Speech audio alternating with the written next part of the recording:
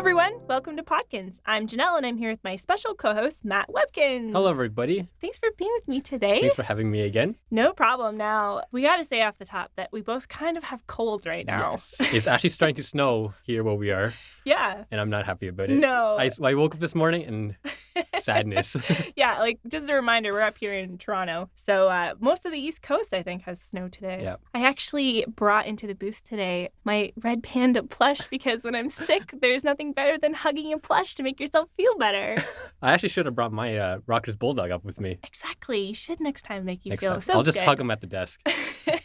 Good idea. So the biggest event in Webkinz world is unfolding right now in Webkinz News. The mayor of Kinsville election. Have you been following what's been happening? Yep, I've actually been following the polls. Yes. They're interesting because they keep fluctuating. Yeah. It looks like Cowbell's still in the lead. By a slight margin. Slight margin, yeah. Yeah. But we'll see what happens when Sheldon has his interview. Yeah, that's right. Sheldon's interview is going to come out soon. And be sure to follow Ella's updates on Webkinz News because she generally has the most up-to-date info on the election. And as for a guide to the election, we recommend giving a listen to episode 27 of Podkinz. You were in this episode as well, Matt? Yep. That's right. So we went over the story so far, discussed the candidates and their platforms, and we gave you overall more information about the event. So definitely go check that one out. So today we're actually talking about plush pets. We get so many questions about this aspect of Webkinz world, and we thought we'd do an entire episode about it. As you know, Webkinz exists in a huge virtual world, but they also come as cuddly, adorable plush pets. Of course. So the process to get a plush pet from the original idea to the final product can be really long, sometimes even over a year. That's a long time. Yeah. We actually have a vault. We do. Have we talked about this before? We might have.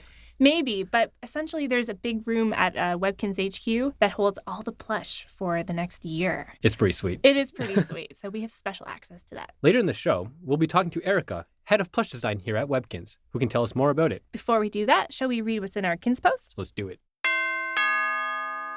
Last episode, we asked you to send us your favorite plush stories, and we got some great ones. Huggable Honeys Forever. Oh, cute username. I It just have is. to say. I never thought I'd be using those words in a sentence. Yeah. Emailed us to say, the Webkinz plush are my favorite. I love to display them in my room and bring them out to take pictures. Pinky, my pink Googles, has been my favorite for over 6 years. I bring her everywhere. She's been to the Mall of America, Major League Baseball games, restaurants, everywhere. I love my Googles and hope that someday you will release more. That is one well-traveled Googles. You know, when I first started, I had no idea what a Googles was. Yeah? I was like, is this a duck? It's its own thing. It It's is its own Googles. thing. Yeah. Cat House 2 asked us, who creates the patterns to make the Webkinz plush pets? Most Webkinz plush are very creative. That's a great question, It is, actually. yeah. We're actually going to speak with Erica later in the episode, who has a huge part in this. Abby6204 says, Dear Podkinz, my best plush story is when I found a Pet of the Month Holstein cow. It was July. My 5-year-old brother wanted one too, but he didn't have an account. Oh, get it? Account? He didn't have an account? Oh, Okay, geez. never mind. Continue. I ordered one for me and one for him. We could barely wait. Then, a day before it was planned to come in, my mom picked it up from the mail. There was a package. I knew what it was. It was the cows. So I wanted to remember this experience. I grabbed my iPod Touch to record it. They were so soft. Mine is named Daisy and my brother's is Moo Moo. Moo Moo. So cute. I helped them set up an account and everything. That was one of my favorite experiences. Another is when I got my first Webkinz when I was 5, but that's a different story, which I'm sure we'll probably be reading sometime in the future. That's true. Google's 11 wrote us and said, Dear Podkinz, my favorite Webkinz plush is the key lime dino. His name is Steven. We know a Steven. We do. Steven Webkinz.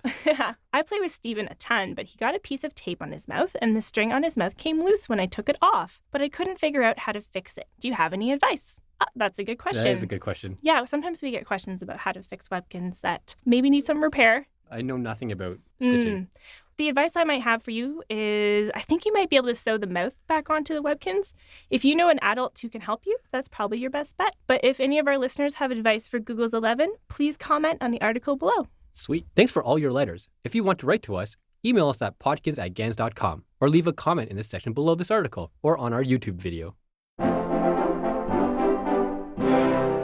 In this segment, we meet a fellow Ganz staffer and ask them about their job. Please give a big Webkinz welcome to Erica, head of plush design at Ganz. Hi. Hey, thanks so much for being with us today. Thank you for having me. Cool. So I have a question for you first off. You've been with Webkinz since the very beginning, the year Webkinz.com launched. Can you tell us a bit about your role and what your job is like? Well, I started with Ganz actually a long time before Webkinz even. Oh, and wow. when Webkinz came along, my role really was to come up with the plush product line to go with this great new idea. And I spent a lot of time drawing new animals and trying to source new fabrics and come up with a line of plush that was really exciting and new and looked different than anything we had done before. So I had a drawing table and pencil crayons and pencils and fabrics at my desk, and I just went from there and created as many animals as I could think to create that were new and fun and different. That sounds like the most amazing job in the world. It was great, and it still is. Definitely. So how long does it take to design a plush from beginning to end? The idea to design a plush can take, well, the idea behind the plush can take as much as 3 minutes or 3 hours or 3 weeks. Wow. That's a long time. It depends how ready the idea is. Putting it on paper, again, is as long as it takes to sketch out something fun and different. And from there, we give it to our sample maker. Mm-hmm. So she takes all my drawings and turns them into a 3-dimensional plush. And that usually is about a day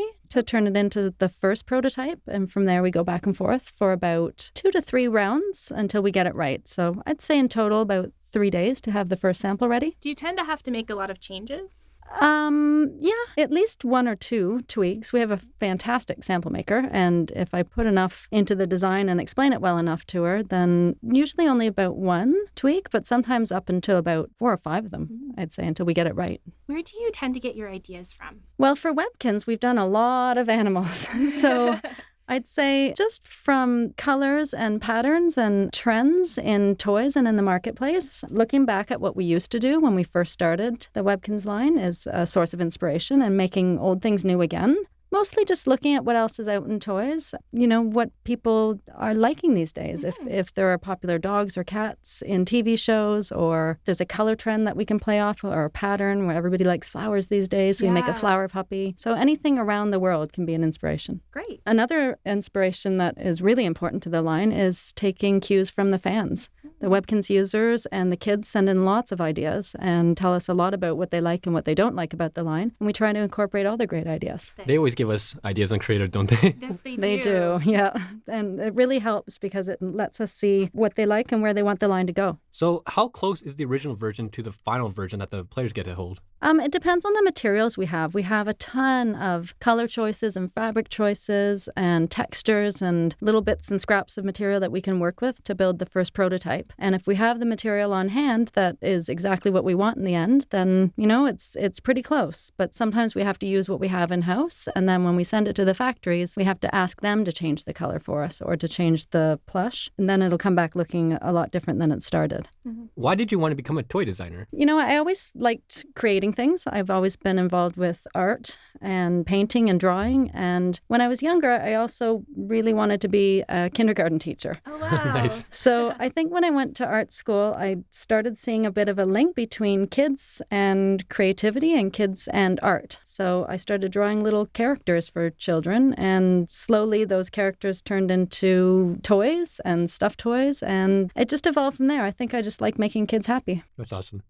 Do you have a favorite plush that we've released? I have so many favorite plush pieces that we've released. I tend to really like the quirky ones. I like the porcupine and the llama. Oh, cute. I love the chicken that we did a long time ago. Yeah. But I had a Cocker Spaniel when I was growing up, so I love the American Cocker Spaniel and the sheepdog, and the winter fawn is also a favorite of mine. So as a designer, what is most interesting to you about the plush that you design? I think the fabric choice is really important and really interesting. I also love the shape and the feel of an item and how huggable it is. But I think the biggest connection I have with it is the facial expression. Oh, really? The connection to the eyes and the Right. expression on the face is really the best part about designing a toy, when you can connect with the item by looking at its sweet eyes and it just says, pick me up and hug me. That's so interesting. Yeah, definitely. What's your favorite part of the job? The best part of the job is seeing anything that you draw on a piece of paper come to life. When I draw a stuffed animal out on a piece of paper, it's nothing that any kid would look at and think was huggable or cuddly. It's just a drawing. But when our sample maker turns it into something 3-dimensional, and then I later see it produced, I get to hear kids in the store talk about them. I get to see kids run up to the shelves and grab one and say that they love it and hug it, or hear parents or kids talk about how one stuffed animal or or another really made their kid's day, or they can't sleep without it. And that's the best part of the job, is just hearing that kids really, really love the stuffed animals that we make. That's so cool. If someone wanted to become a toy designer like yourself, what steps could they take to get there? I think one of the most important steps would be to focus on creative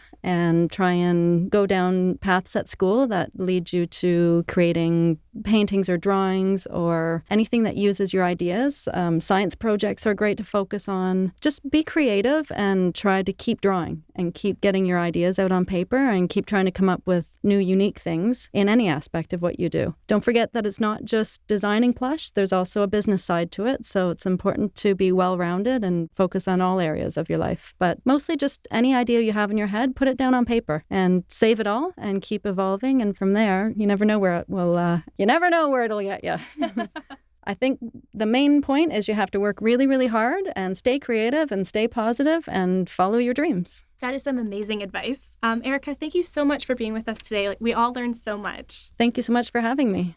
Plush pets are great, aren't they? Yes. Matt, did you have a lot of plush pets growing up? Yeah, growing up, I had a ton of plush toys. They were all on my bed, like in the corner. Yeah. And they would just like pile up, like to the point where I wasn't even sleeping like in the middle of the bed anymore. Oh my gosh, can you imagine if when you were little, Webkinz were out? I would probably be pretty addicted to it. Yeah, we already have an addiction going on now. So you can imagine if you were little. Yeah, I know. I don't have them anymore, unfortunately, but I do have my Webkinz plush toys at my desk and at home, so it's Perfect. my little collection. Me too. Now, we all love plush and adopting them on Webkinz.com so we can play with them on the site itself. And when you adopt a new pet, one of the coolest things about it is that you get a special PSI and PSF, which stand for pet-specific item and pet-specific food, with each pet that only that pet has. Elizabeth emailed us with a great suggestion for a Podkinz episode. She says, "Hi guys, I know you probably get a lot of these emails, but I would really like for you to do a whole theme on what adoption gifts come with each pet." That's a lot of pets, though. Yeah, Are we going to do that? we are going to look into it for sure. Sweet. She continues and says, "I would like to know what comes with the birthstone pest, the new puggle, and the new gingerbread puppy." We thought this was a great idea, so our next episode will focus on PSIs, PSFs, and how they come to be. Plus, we'll talk about what makes a great PSI and PSF and hear from our listeners about what their favorites are. If you have a favorite PSI or PSF, let us know in the comments or send us an email at podkinz@gans.com. We'd love to hear from you, and your thoughts could be featured on our next show. Bye for now. See ya!